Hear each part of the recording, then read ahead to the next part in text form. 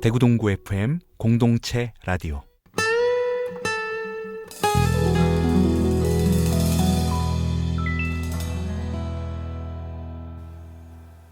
네, 안녕하세요. 최용욱의 내일을 여는 이야기. 저는 최용욱입니다.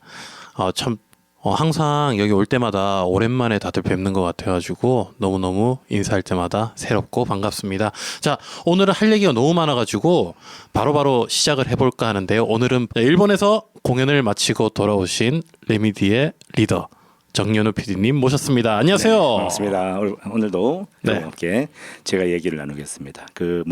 일본 순회 공연까지는 안 됐고 일본에 특별한 기회가 있어서 공연 마치고 지금 왔습니다.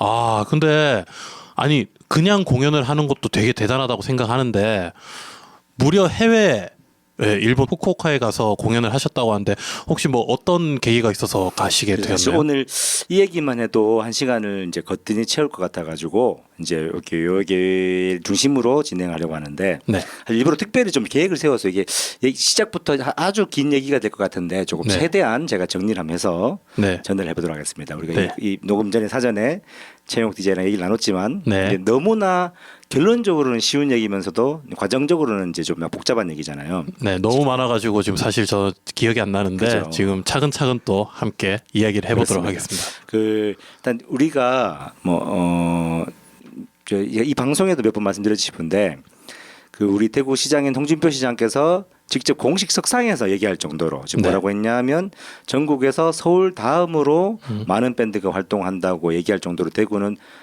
모든 예술 시즌이 마찬가지지만 밴드 씬도 활발하게 이제 활동하고 있거든요. 그렇죠. 정확하게는 한국 음반 레이블 협회에서 발표를 했었는데 대구에서 이제 공식적으로 활동하고 있는 밴드가 100여 개더라고. 102개인가? 그러니까 부산보다도 많아요. 네. 근데 저는 그것도 중요하지만 이 수도 중요하지만 질적으로도 거의 서울의 견줄만큼 수준이 높다고 생각하거든요. 하지만 여러분들 잘 아시는 것처럼 우리나라 예술계는 굉장히 좀 기형적입니다. 밴드 시장도 마찬가지인데 그 중앙에 일부의 어떤 최상위의 한 0. 몇 프로 정도만 시장에서 인정을 받고 나머지는 좀 열악한 환경에 놓여 있는 게 사실인데 제 근본적 이유로는 제 제일 큰 고민인데요.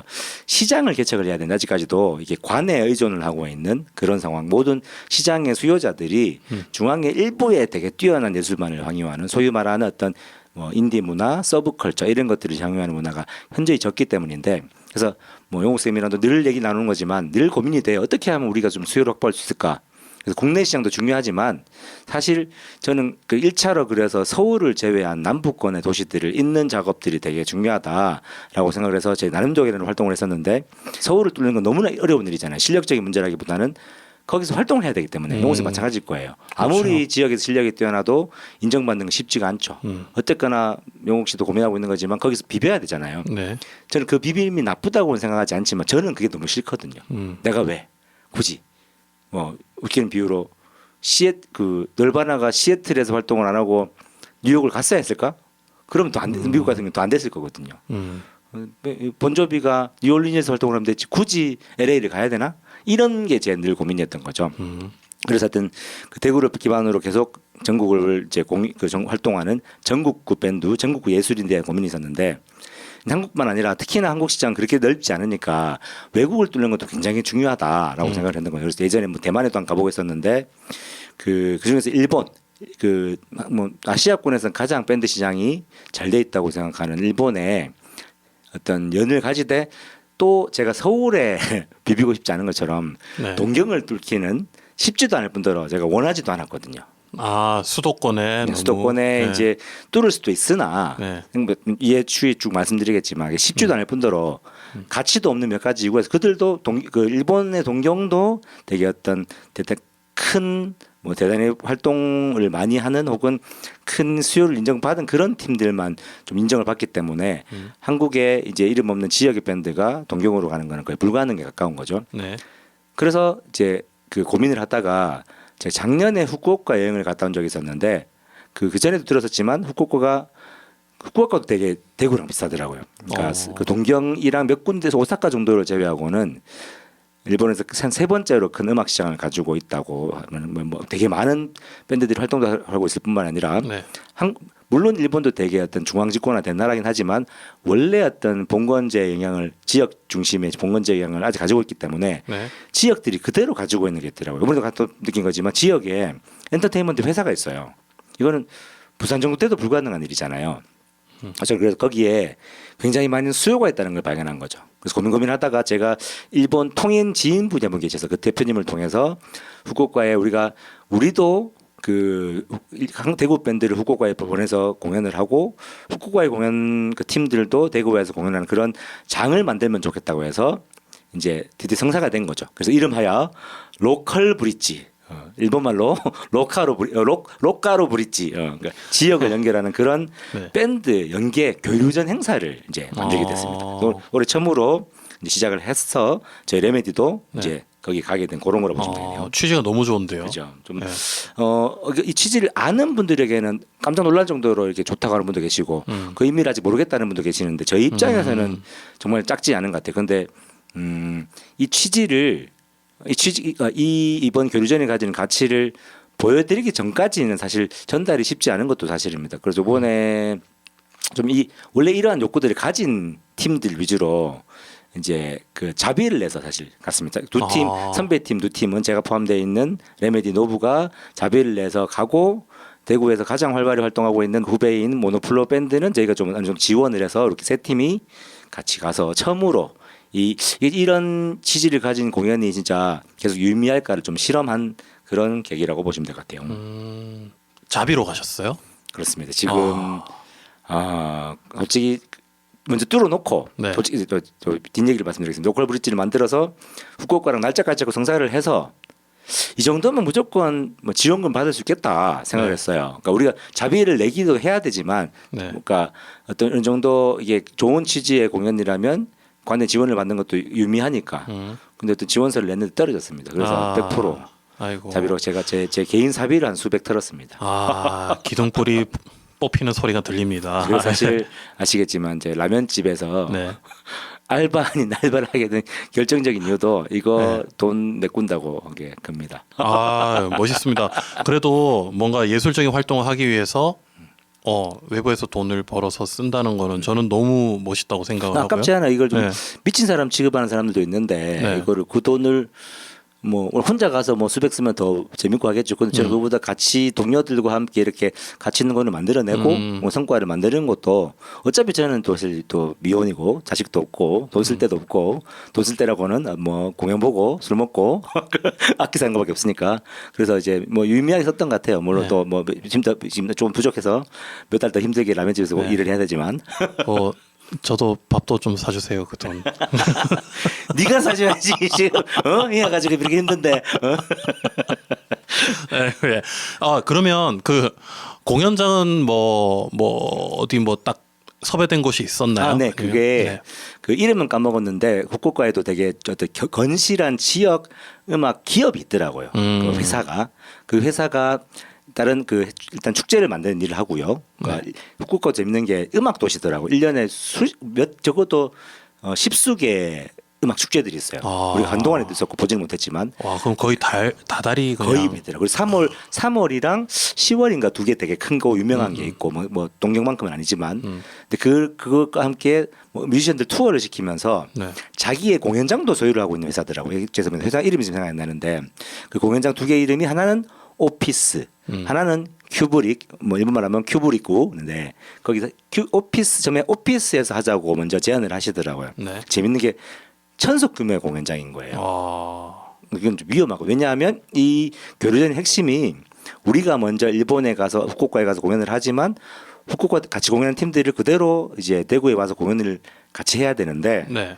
만약 천석에 수백 명이라도 차버리면 저희가 대구에서는 그만큼 집계를 할 자신이 없거든요. 이거는 너무 신뢰가 되겠다 싶어서 그러면 작은 공연장 괜찮다. 그래서 이제 큐브릭이라는 공연장 한 200석 규모라고 하는데 한국으로 치면 한 150석 정도 규모인데 이게 되게 그 관객석은 작은데 네. 너무 이제 잘 아기자기하게 잘 돼 있어서 진짜 한 200명 들어가겠더라고요. 그런 공연장에서 그 회사의 큐브릭이라는 공연장에서 공연했습니다. 아 그러면 150석 내지는 한 200석 정도 꽉 되는. 차면 200 정도.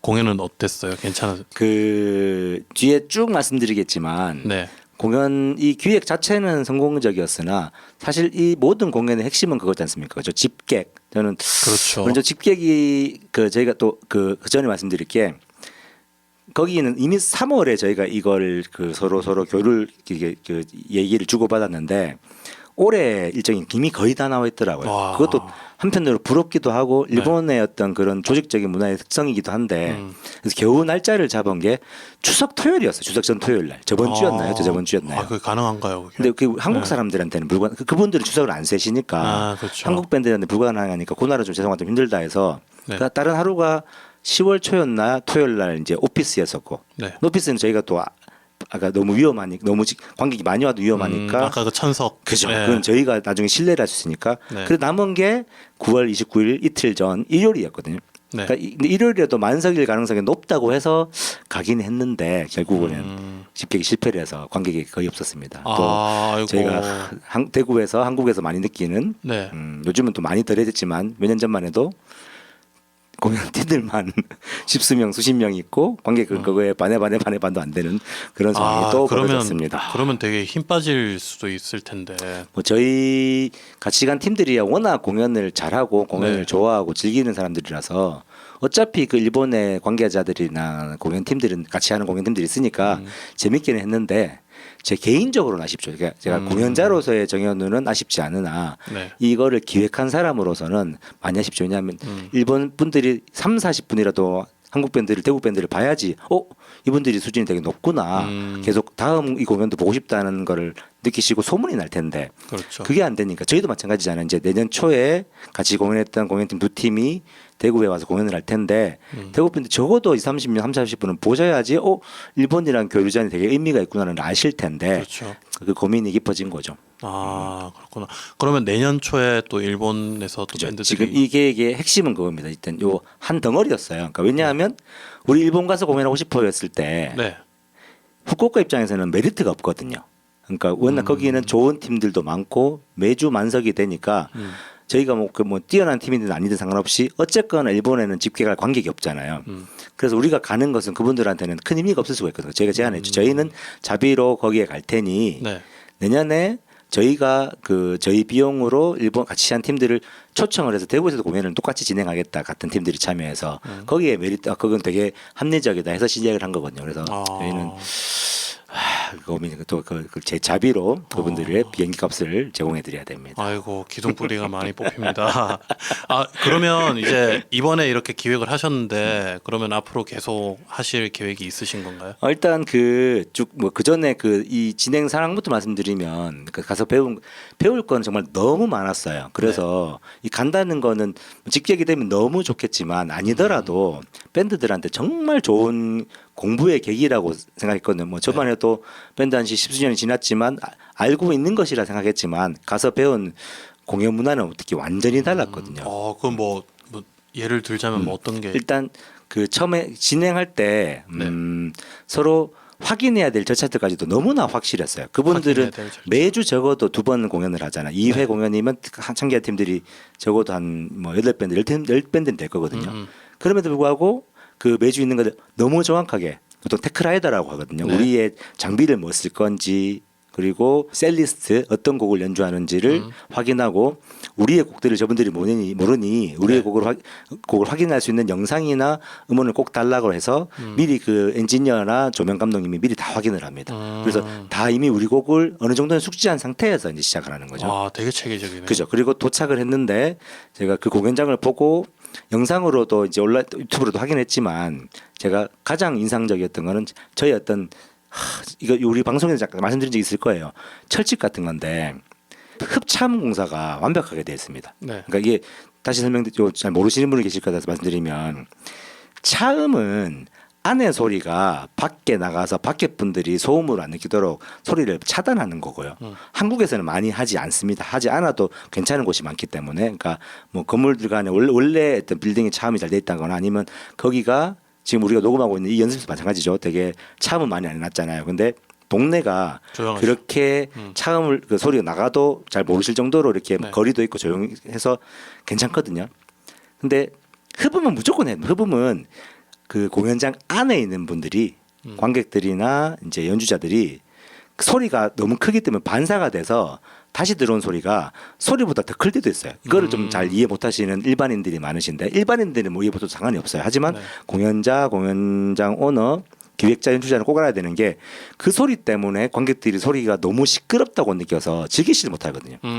밴드 음악이 시끄러운 게 절대 아니라 밴드 음악을 흡음이 안 된 곳에서 하면 너무나 시끄러운 게 되는 거죠. 이게 한국에서 밴드 문화가 자리 못 잡는 이유 중에 하나입니다. 재밌는 것은 어떤 합주실은 흡음 공사가 안 되면 합주 자체가 불가능하니 네. 흡음을 해놓는데 이상하게 우리나라는 거의 대부분 아니고 상당수의 옛날에 생긴 공연장들이 흡음을 해놓지 않거든요.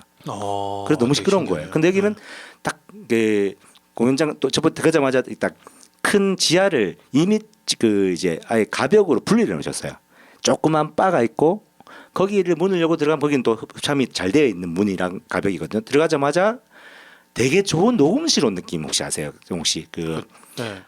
화사한 소리 딱 들어가자마자 천장과 벽면 악기 있는 쪽 드럼 뒷면은 무조건 다 흡음을 해놨어요. 되게 우리가 알고 있는 그런 뭐 이 지금 우리가 녹음하고 있는 것 같은 그 계란판 까만 계란판 흡음재 말고 되게 좀 네. 비싸지도 않고 뭐 나쁘지도 않은 그런 흡음재를 다 발라놓은 상태. 그래서 약간 나무로 들어가자마자 돼 있는 뭐 그런. 네. 그 약간 이게 그 비닐 재질 같긴 한데 제가 한국에서 본 적은 있는데 자주 보지 못한 흡음재 재질인데 흡차음재 재질인데 그걸 다 발라놓으니까 이미 소리가 너무 좋은 거예요. 거기서 이미 끝이 났어요. 그런데다가 딱 들어가자마자 조명 시설들이 되게 옛날 것들이에요. 뭐 새로운 것도 아니에요. 근데 이거를 이미 수십 개를 이미 잘 군데군데 다 이제 설치를 해서 공연자들이 어디 있든 그거를 좀 잘 조절할 수 있는 그런 상태고 스피커도 JBL 모델 뭐 말해야 될지 모르겠지만 되게 좋은 거지만 일반적으로 많이 쓰는 것이고 최근에는 더 고가의 것들이 나왔기 때문에 이제 되게 고급 공연장에서는 잘 쓰지 않는 레이블이기도 하거든요. 그게 쓰면 그게 그 장비가 중요한 게 아니라 그만큼 그 엄청난 크기의 우퍼를 그러니까 로우 하는 거죠. 우리가 클럽 가는 데 가면 있는 그 대형 우퍼들을 장치를 해 놓은 거죠. 그러니까 이 로우 이미 흡음이 잘 돼 있으니 보통 흡음이 안 돼 있는 곳에서는 밑에 킥이라든가 베이스라든가 로우 사운드가 많이 나면 막 울리고 막 난리가 난 거죠. 무슨 소리인지 모르겠고 서로 막 귀 아파 죽겠고. 근데 이미 흡음이 잘 돼 있으니 그 소리가 이미 돼 있는 것도 이제 너무 잘 진행이 되는 거죠. 거기다가 저희가 고맙게도 일요일 공연팀이니까 보통 잘해주지 않거든요. 네. 토요일 날 공연을 저희가 무료로 공연을 볼 수가 있었어요. 보통 이런 것도 되게 일본은 워낙 체계적이고 시스템적인 나라니까 그런 일을 잘 하지 않는다고 하더라고요. 되게 배려를 많이 해주시는 돈을 내고 공연을 가야 되는데 한국 분이니까 한국 사람들이니까 공짜로 그 공연을 3만 원, 2만 5천 원을 안 내고 볼 수 있게 된 거죠. 이렇게 봤는데 사운드도 너무 잘 잡고 네. 이미 조명도 핵심적인 게 뭐냐면 사운드라 조명을 첫 번째 이미 자기들 디폴트 값이 있어요. 그냥 무슨 말인가 하면 어느 정도 뭐 밴드들이 올 때마다 바뀌는 값 말고 가장 자기들이 생각한 이상적인 어떤 사운드나 이제 조명을 만들어 놓습니다. 그런 다음에 밴드들이 이제 리허설 사운드 체크를 할 때 확인하는 거죠. 이 밴드는 요거는 조금 더 강조하면 좋겠다. 또 요때는 조명을 이렇게 했으면 좋겠다는 거를 딱 해놓는데 사운드 너무 좋았고 기가 막힌 거는 그 용욱 쌤은 그 뮤지컬을 하시는 분이 익숙하잖아요. 어떤 상황에 미리 계산된 조명을 탁 때리는 거. 그렇죠. 밴드 공연은 좀 그렇지 않거든요. 그냥 되게 화려한 조명 위주지 그런 연출하지 않는데 음악이 딱 가다가 쫙 올라가 와 싹 내려갈 때 보컬만 딱 나올 보컬 얼굴을 확 비춘다든가 하는 그런 뭐 연극적인 뮤지컬적인 연출을 조명이 다 해버리더라고요. 이건 왜 중요하냐면 조명 감독이 그 밴드를 공연을 완전히 숙지하지 않고는 불가능한 일이거든요. 그렇죠. 음악을 알고 있어야 그렇죠. 되고. 예. 이런 것들이 너무나 체계적이다. 기본적으로 많은 생각이 제가 알고 있고 많은 기획자들도 알고 있고 공연장 오너분들도 알고 계시는 거지만 아까 우리 녹음 전에도 말씀드렸잖아요, 그죠? 거기까지 할 필요가 있을까 생각해서 안 하는 것들이 우리는 너무나 많다는 것도 발견했습니다. 거기는 그런 타협이 없구나. 뭐 비싼 거를 쓰거나 뭐 새로운 장비를 계속 교체하지 않더라도 기본적으로 소리를 중심으로 하는 공연인이 그 소리에 대한 양보, 조명의 연출에 대한 양보를 절대 하지 않는구나. 이거를 자기들이 할 수 있는 만큼 해내는구나 하는 게 저한테는 너무나 이상적이었고 부러웠죠.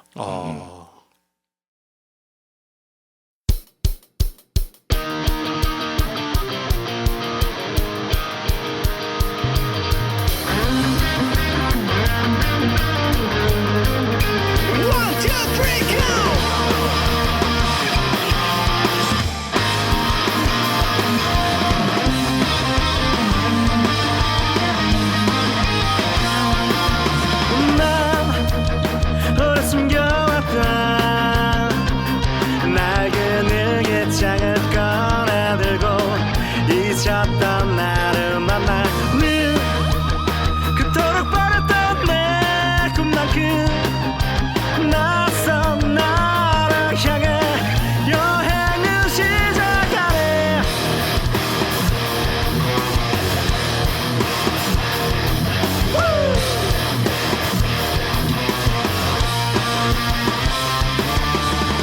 푸른 바다 가르며 거친 파도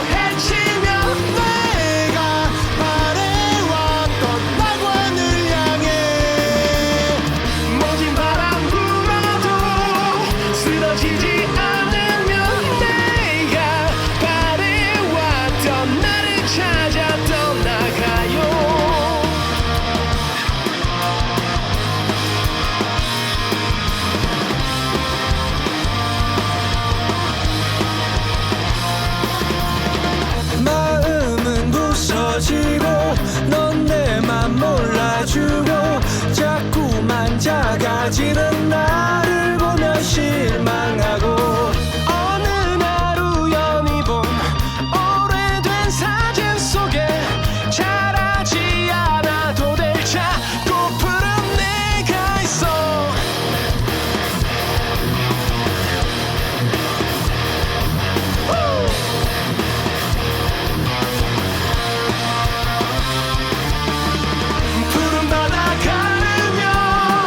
거친 파도 헤치며 내가 바래왔던 낙원을 향해 모진 바람 불어도 쓰러지지 않으며 내가 바래왔던 나를 찾아 떠나가요. 때론 지쳐 쓰러져 길을 잃고 헤매도 내가 바래왔던 낙원을 향해 바람 불어도 쓰러지지 않으면 내가 바랬던 나를 잊지 않아. 푸른 바다 가르며 거친 파도 헤치며 내가 바래왔던 나를 찾아 떠나가요.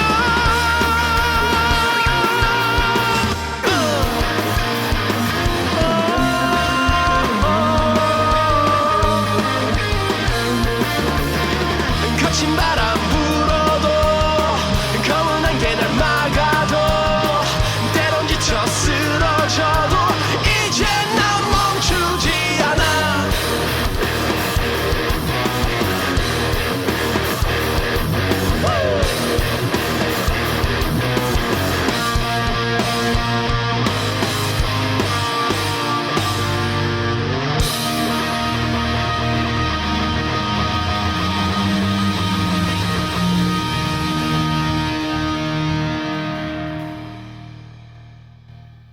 그러면 그 조명이나 이런 것들은 이렇게 해달라고 뭐 요청을 한 게 아니고 거기서 이제 이해를 해주신 대로 요청을 할 수 거예요? 있는데 또 이것도 사실 우리가 그 요청에 별로 익숙하지 않으니까 요청하고 네. 싶은 것들이 예전에는 레비들이 예를 들면 많이 썼거든요. 제가 언제 뭐 몇 년 전이면 지금은 네네. 다 까먹었어요. 어. 어느 공연장 가도 해결이 안 되니. 뭐 사실 음향도 마찬가지입니다. 제가 어떤 부분에 보컬의 딜레이라고 해서 짜 말고 자자자자를 이제 걸어 달라고 하신 분이 있었거든요. 근데 네. 단 한 번도 된 적이 없기 때문에 저희도 에이, 이 정도까지라는 생각을 어느 정도 동안 하고 있었나 봐요. 그렇죠? 안 했죠. 네. 그래서 사실 저희 이제 다음 일요일 우리 공연에는 토요일 공연만큼은 이제 조명 연출이 안 됐어요. 당연하겠죠. 그쪽에는 토요일 공연자들은 이미 조명 감독님이 다 아시는 분들이고 이런 이제 제일 좋은 연출이 되는데 우리도 거기 익숙하지 않으니 어쨌거나 뭐 우리로 비유하자 그러면 계속 대구에서 많이 공연하고 어떤 음악들이 어느 정도 알려진 팀이라면 조명 연출은 그 정도 될 수 있어야 되고 해야 되고 할 수 있어야 된다는 그런 거를 또 한번 보고 반성하게 된 거죠. 아, 그렇구나. 그러면은 그 토요일에 공연을 보고 그다음에 일요일에 공연을 하셨는데 뭐 공연하시면서 뭐 기억에 남는 뭐 일이나 이런 것들이 있었나요? 그 공연 하는 건 너무 좋았어요. 저희랑 이제 공연을 또 시스템이 어떻게 흘러가냐면 이제 클럽에서 이렇게 지정을 하는 시스템이 아닌가 봐요. 거기에는 저희가 로컬 브릿지랑 행사를 한다. 이번에 같이 공연하면 내년 초쯤에 그 한국 대구라는 곳에서 공연을 하게 된다라는 얘기를 했고 거기에 대해서 이제 같이 하고 싶은 팀을 찾으신 거죠. 그게 네. 이제 큐브릭의 대표님이. 근데 역시나 많지는 않았나 봐요. 역시 어쩔 수 없이 한국이 그렇게 음밴드 씬이 유명한 것도 아니고 한국에서 공연하는 게 그렇게 큰 친구들한테 매너리 띄는 건 사실 아니거든요. 왜냐하면 일본은 워낙 밴드 문화가 잘 발달됐으니까. 네. 근데 어쨌거나 그래서 대구팀 세 팀이라 그쪽에서는 두 팀이 하게 됐는데 한 팀은 되게 어린 팀, 그러니까 결성이 얼마 되지 않은 되게 어린 팀인데 결론적으로 공연이 끝나고 나니까 잘한다는 느낌은 아니었는데 네. 굉장히 이게 그 가능성 있는 친구들이구나 하는 팀이었고 한 팀은 또 일본도 역시나 워낙 많은 팀이 존재하니까 아마 그 말씀으로는 후쿠오카에 한 3,000개의 팀이 존재를 한답니다. 대구 100팀이라고 예를 들면 30배가 되는 거죠. 아, 그 정도 인구 엄청 차이도 많네요. 아닌데 엄청난 네. 거죠. 그 안에 편차도 엄청 심한 거죠. 우리에 비해서는. 그래서 음악은 나쁘지 않은데 아직 준비가 좀 덜 될 것 같은 팀도 같이 했었고 또 그런 그 팀 총 5팀을 하는데 좋았던 것은 그 우리 대구도 가능한데 잘 안 하는 뭐냐면 공연자들의 이제 공연 동선 있잖아요. 네. 보통 뒤에서 관객들이 못 보게 나와야 되잖아요. 그 동선이 완전히 분리가 되어 있습니다. 그러니까 이제 우리가 리허설 할 때는 이 객석에서 무대로 올라갈 수도 있지만 네. 이제 공연할 땐 절대 그런 일이 생기면 안 되니 아예 뒤로 건물 삥 돌아서 돌아가는 되게 불편했거든요. 근데 불편하지만 훨씬 좋았어요. 아예 공연자들과 관객들이 분리가 돼서 할 수 있도록 뭐 최영욱 씨도 너무 잘 아시겠지만 그래야지 뭔가 신비로움이 생기잖아요. 공연자는 어쨌거나 관객과는 다른 존재라는 느낌을 주는 게 되게 중요한데 완전히 분리가 되는 게 인상적이었고 또 재밌는 게 뭐냐면 우리는 앰프 위치를 보통 고정하고 바꾸지 않거든요. 네. 근데 모든 팀에 따라서 원하는 대로 앰프 위치를 바꿔줍니다. 이거는 진짜 놀라운 일이거든요. 토요일 팀도 다 마찬가지였지만 왜냐하면 그만큼 연주자들의 위치가 공연 연출적인 측면에서 굉장히 중요하다고 생각을 하는 거죠. 와, 근데 앰프를 다 바꾸는 거 하나하나 바꾸는 게 정말 일인데. 쉽지 네. 않은데 거기에 어차피 거기 두 분의 그 음향 감독님밖에 안 계시거든요. 우리랑 그렇게 많이 다르지는 않아요. 근데 궁금한 게 그러면 그 밴드 팀마다 바뀔 때마다 그런 세팅을 하면 시간이 엄청 오래 걸리잖아요. 말씀 잘하셨는 게 팀마다 30분의 사운드 체킹 시간을 주는데 네. 한 수 배웠던 게 뭐냐 하면 우리가 비슷한 것 같지만 완전히 분리돼 놨어요. 15분은 악기를 세팅하고 악기를 옮기는 앰프도 옮기고 그때 이제 소리를 내지 않고 연주자들은 악기를 세팅하는 시간. 다 한 다음에 15분 나머지 15분 동안은 소리를 체크하는 시간을 갖는 거죠. 즉 악기 그분들의 앰프 세팅도 15분 안에 무조건 끝난다는 얘기거든요. 이제 관객이 없는 상태에서. 그러면 이제 공연 중에도 팀들이 교체가 되잖아요. 그죠. 그거에서 그거를 똑같이 계산해서 공연 사이에는 무조건 15분 간에 이제 그 브레이크 타임, 즉 그때 앰프 옮기는 시간을 갖더라고요. 브레이크 타임에. 즉 앰프 옮기는 시간을 사전 사운드 체킹 때랑 공연 사이에 이제 그 브레이크 타임 때랑 똑같이 두는 거죠. 굉장히 이런 시스템에 대해서 확실하고 예민하죠 일본 분들은. 너무 좋은데요. 좀 신기하죠. 네. 그리고 좋았던 게 그 사운드 체킹을 하는데 우리나라 문화는 특히 드럼 소리를 잡을 때 제일 첫 팀이 드럼 소리를 따로 잡는 시간을 갖습니다. 네. 킥 부탁드립니다. 쿵쿵쿵쿵 하고 감사합니다. 스네어 부탁드리면 창착딱 때리고 뭐 하이에 부탁드리면 찌찌 이런 식으로 순서가 있는데 그거를 첫 팀만 하거든요. 굉장히 긴 시간을 들여서 한 심하면 30분 정도 시간을 들여서 일본은 어떻게 했냐면 아까 그 15분에 그 악기 세팅, 앰프 위치 옮기는 시간을 다 끝낸 다음에 나머지 사운드 체킹 15분 안에 정말 짧게 뭐 키크고 다사이 해서 쿵쿵 하면 이렇게 도자마자 바로 넘어가서 각 팀 각 소리를 듣자마자 바로 이렇게 잡는 정도. 그 시간만 갖더라고. 그리고 딱 그렇게 한 5분 정도 끝이 나면 그러면 각자 그 음악을 연주해서 각자의 소리를 잡고 그것도 근데 꼭 반드시 여러분들 사운드를 잡으시는 곡이 몇 번 곡인지를 알려달라더라고요. 자기들이 미리 확인하고 싶어서. 그런 체계들. 그래서 우리가 길게는 하지 않되 아까 말씀드린 것처럼 자기들이 생각하는 사운드 디폴트 값이 있으니까 크게 달라지지 않아요. 그러니까 이미 좋은 소리이기 때문에 크게 달라지지 않되 문제가 될 수 있는 소리들을 미리 확인하고 이렇게 해서 그 핵심은 시간을 최소화하는 것. 우리는 너무 많은 시간을 사실 소비하거든요. 사운드 체킹하는데 한국의 때 밴드 문화는 저는 이게 반드시 옳다기보다 한 배울 필요는 있겠다. 이렇게 확실한 틀을 두고 그 틀 안에서 서로 불쾌하다거나 너무 많은 이제 문제가 생기지 않도록 짧게 하고 넘어가는 그런 리허설 문화 좋았고. 맞아요. 리허설은 그 너무 오래 걸리면은 그죠. 네, 좀 더 문제가 생기는 것 같고 팀이 많으니까 음향 감독 입장에서는 보통 이제 밴드들도 이 생각을 못 하고 저도 음향 감독으로 까지 겸하고 있으니까 네. 5팀이면 죽거든요. 이미 공연 전에 2시간 반을 음향 감독은 귀를 혹사한 다음에 공연 또 2시간 반 이상을 해야 되는 거잖아요. 밴드들은 그걸 잘 몰라요. 왜냐하면 자기들은 리허설하고 공연하면 끝이라고 생각하니까. 사실 이것도 아니죠. 우리 밴드들도 다른 밴드들 공연을 들어야 되기 때문에 길이 가시 혹사랑 마찬가지지만 어쨌거나 리허설을 또 사전 사운드 체킹을 하고 공연을 들어야 되는 음향 감독 입장에서는 고역일 수 있단 말이에요. 저는 그렇죠. 그것도 즐기기도 하지만 그래서 이거를 최소화하는 것은 너무나 훌륭한 되게 이제 이상적인 거다 생각을 했습니다. 정말 시스템이 잘 잡혀 있나 봐요. 그러면 요번에 그 교류전 그 일본이랑 교류전을 할 때 한국 팀들을 엄선해서 가셨을 텐데 총 몇 팀이 갔고 또 어떤 팀이 갔는지 또 궁금하네요. 총 3팀이 갔는데 네. 엄선을 한 거예요. 사실 기준은 실력도 제일 중요하고 네. 자비로 갈 마음이 됐는가가 중요한 것 같아요. 제일 중요합니다. 이게. 그죠. 어쩔 수 없이 아무리 실력이 좋아도 뭐 이거를 그쪽에 돈을 제공받을 수 있는 상황 아니니까 그리고 무슨 또 관내 지원을 받기도 쉽지 않으니까 그것도 그럼 사실 지원을 받는다 해도 또 영국 쌤이랑 이 사제를 나눈 거지만 그런 마인드라면 그냥 누군가 일본에 돈을 줘야지만 나는 가겠다는 마인드라면 이 교류전을 활성화시키는데 의미가 있을까라는 생각이 드는 거죠. 어쨌거나 그래도 이거 첫 번째 공연이 향후에는 그렇게 되더라도 이건 첫 번째 도전이니까 그 제안을 들었을 때 제가 속한 팀들이 제일 쉬웠겠죠.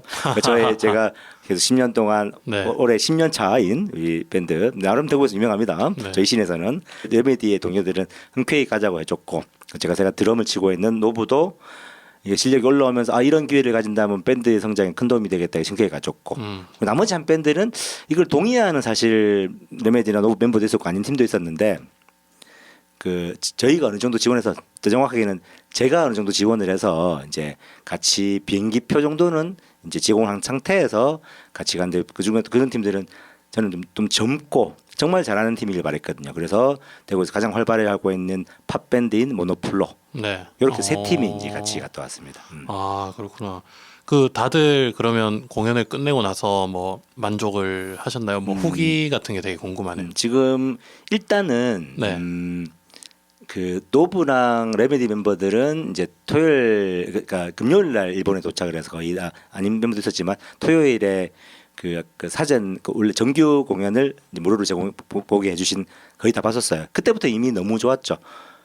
그때 느낌이 뭐냐 하면 이걸 일본 음악을 좋아하시는 분들은 별로 동의하지 않을 수 있는데 저는 어릴 때부터 일본 음악 팬은 아니거든요. 영미권 음악이나 혹은 한국 음악을 좋아했지. 왜냐하면 음악적인 수준이 그렇게 상대적으로 한국보다 높다고 생각하지는 않거든요. 그러니까 한국도 워낙 곡을 잘 쓰고 음악을 잘 만드는데 일본만큼 이제 다양화가 되지 않은 것뿐이라고 생각을 해요. 그리고 어떤 음악 씬 자체의 체계와 고도화가 좀 덜 된 시절이 있을 뿐 특히나 밴드 씬은 배운 게 뭐냐면 또 느꼈어요. 그러니까 같이 한 팀도 마찬가지였고 토요일도 마찬가지였고 음악 수준은 큰 차이가 없구나 혹은 우리가 좀 더 낫구나. 하지만 공연 수준이 엄청 차이가 나는 거예요. 아까 공연장 수준도 마찬가지였고 공연할 때 공연을 잘한다 못한다 할 때 정말 공연답게 하더라고요. 모든 멤버들이 의상을 착장하고 헤어를 하고 메이크업을 하고 악기에 묻혀간다 그러죠. 그런 게 없었어요. 그러니까 악기 멤버 드러머든 베이스든 기타리스트든 모두 눈을 관객을 향하고 관객을 잡아먹듯이 관객들에게 자기를 어필하는 그런 것들을 너무 잘하더라. 거기서 이거는 진짜 우리가 배울만하다 느낀 거죠.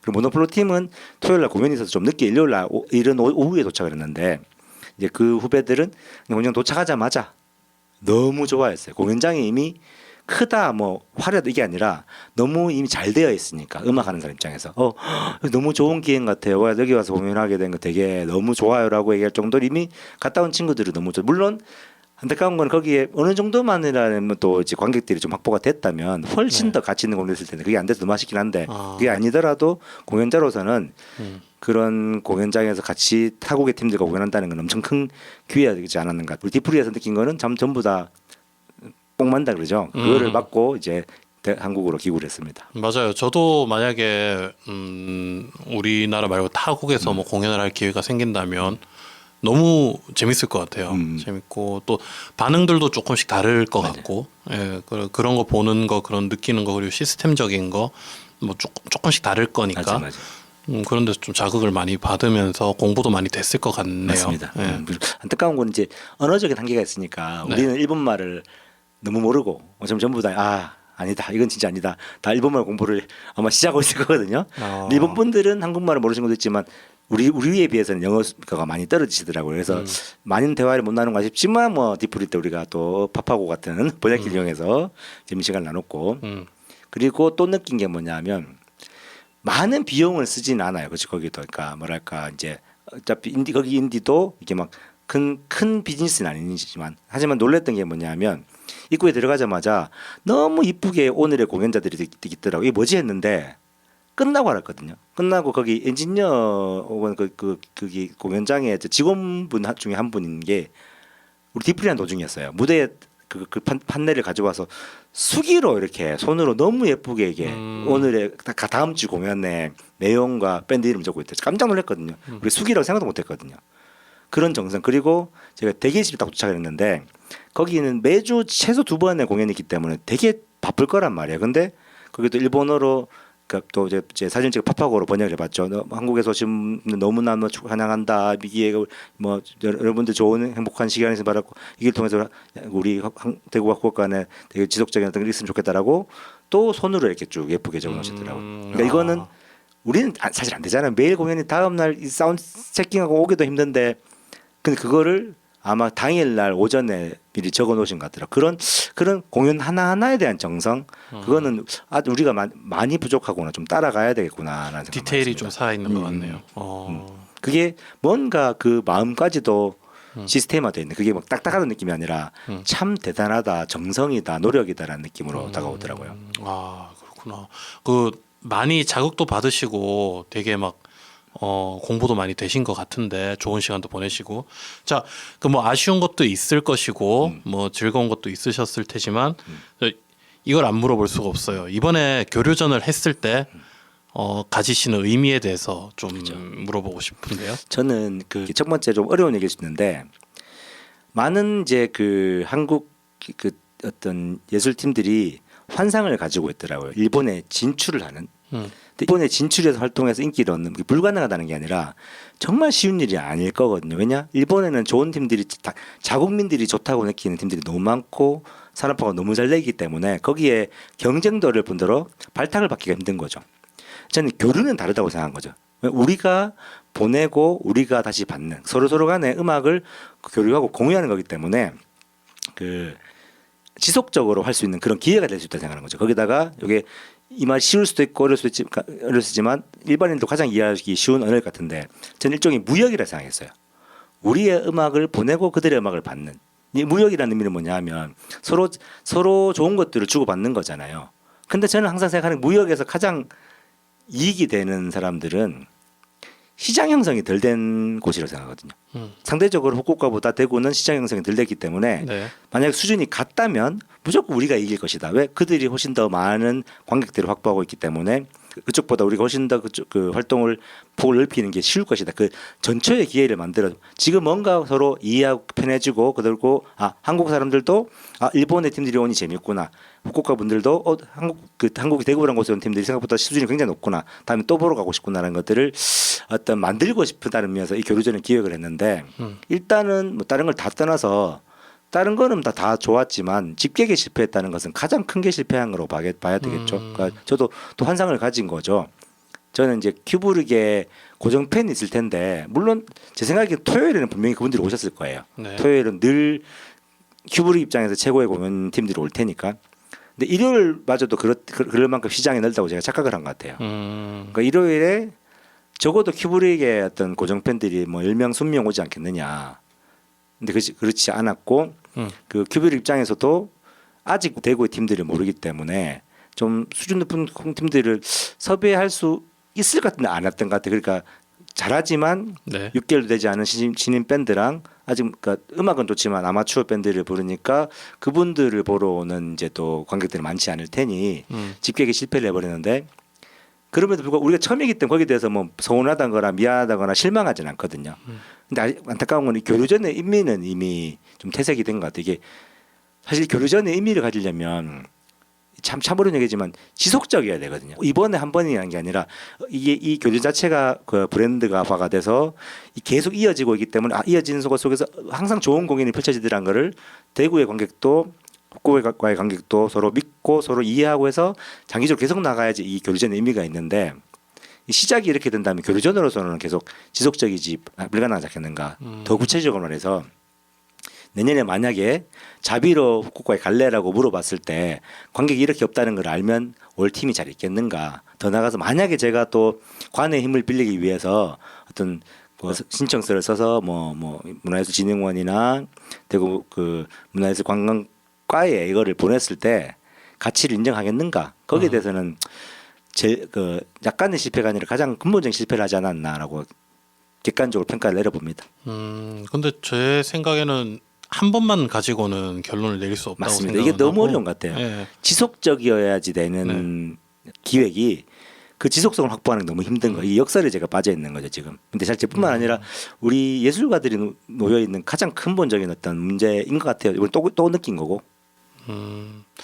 모르겠어요. 그 앞으로 그러면 지속성에 대해서 말씀을 계속 하셨는데 이번 교류전이 이번 올해 처음 시작을 했고 직접 기획을 하셨잖아요. 그래서 뭐 내년 후내년에도 혹시 계획이 있으신지 아니면은 뭐 앞으로 뭐 다른 형식으로 하신다든지 현재 일단은 뭐였냐면 이게 제가 솔직히 말씀드리면 처음에 이게 우리가 일본에 이렇게 팀을 보낸다 하면 일본에는 가치가 큰 의미가 없잖아요. 그래서 일본 팀들도 한국에 오는 이 두 번의 공연을 하나의 덩어리로 만든 거죠. 근데 원래는 제가 이거를 일본을 뚫어냈기 때문에 네. 반드시 제가 지원을 받을 줄 알았어요. 그래서 사실은 좀 무리를 한 거죠. 근데 못 받다 말씀드렸죠. 그래서 이번에 제 자비로 많은 걸 해결했는데 이제 일본 팀들을 이제 한국으로 내년 초에 불러야 됩니다. 총 두 팀, 세 팀이 아닌 게 다행이에요. 두 팀에 총 9명인데 구체적으로 아마 비행 기값이 한 300만 가까이 될 겁니다. 그걸 제가 제 자비로 해결해야 되는데 그거는 제가 만약에 셈이 더 중요한 사람이면 이번 보내는 게 실패했기 때문에 우리가 관계에 실패했기 때문에 그쪽에서 직격이 안 되기 때문에 파토나도 되거든요. 저는 그렇지 못하는 성격이거든요. 그거는 제 약속은 상대방이 어떻게 하든 간에 제 약속 꼭 지켜야 되는 사람이니까 내년 초 3월쯤에 아마 대구에 좀 큰 공연장을 빌려서 억지로 집계를 좀 해서라도 그 친구들을 이제 불러서 이제 로컬 브릿지 볼륨 2를 하는 것까지가 제 계획이고 이번에 일본에 우리 집계가 됐다 그러면 이거는 계속 어떻게든 제가 지원서를 내서 이어가 볼까 했었어요. 근데 만약에 계속 내년에 또 확신이 없잖아요. 이거는 올해만의 문제인지 계속 이어질 문제일지를 생각했을 때 만약에 내년에도 이러면 저는 열받을 것 같거든요. 만약에 내년에 일요일이 문제였으니 토요일 날에 세 밴드는 너무 많은 것 같고 두 밴드 정도 되고 또 실력자들을 그 친구들의 자비를 내든 아니든 보냈는데 또 이런 상황이 펼친다면 저는 이건 의미가 없을 것 같아요. 진짜 사실 굉장히 큰 고민 중입니다. 제일 좋은 거는 우리가 지금 대구로 부를 그 신진 팀이 가능성이 큰 팀이더라. 제가 볼 때는 그 팀이 그 사이에 조금이라도 유명해진다 그러면 그 팀이랑 같이 하고 싶어요. 인성도 너무 좋고 실력도 너무 좋더라고요, 친구들이. 그럼 그 팀들이 유명해지길 빌겠습니다. 이름은 김미크리입니다. 김미크라이 하여튼 그런 팀입니다. 김미크라이. 근데 제가 안타까운 게 모르겠어요. 아니 이게 완전 처음 듣는 표현이라서 그래서 이 방송에서 제가 틀고 싶었거든요. 그 밴드의 음악을. 아직 근데 유튜브에 올라가지 않을 정도로 진생 밴드라서 많이 아쉽습니다. 정말 따끈따끈한. 유튜브 찾아봤는데 없더라고요. 근데 그렇게 말씀하실 정도면 되게 좋았나 봐요. 네, 되게 토요일 팀은 다 돌아가면 그 후쿠오카의 세 팀 그리고 나름 도쿄에 갈 만큼은 아니지만 전국을 돌아 투어를 할 정도로 그래도 좀 인지도가 있는 그런 팀 두 팀이 왔었는데 잘하지만 제 음악이 제 스타일이 아니었거든요. 근데 같이 했던 기미크리는 일본 색깔이 나면서도 아니다 좀 다르다 되게 작곡에 대한 어떤 재능이다 싶을 정도로 곡을 굉장히 좀 잘 쓰더라고요. 그래서 제가 너무 좋았습니다.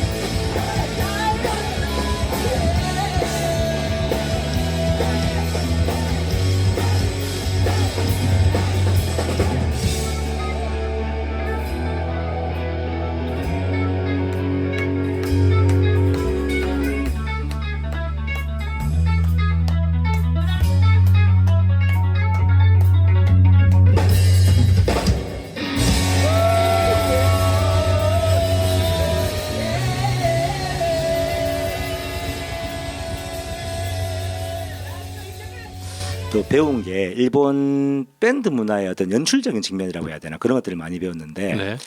저도 알고 있는 거지만 잘 안 했던 것 같아요. 첫 번째로 아까 말씀드린 것처럼 첫 번째 리허설을 하는데 아까 말씀드린 것처럼 15분은 악기 위치 세팅을 하고 위치를 배정하는 걸 하고 소리를 내는 건 15분이라고 말씀드렸잖아요. 네. 기본적인 룰이 우리랑 이건 완전 달랐어요.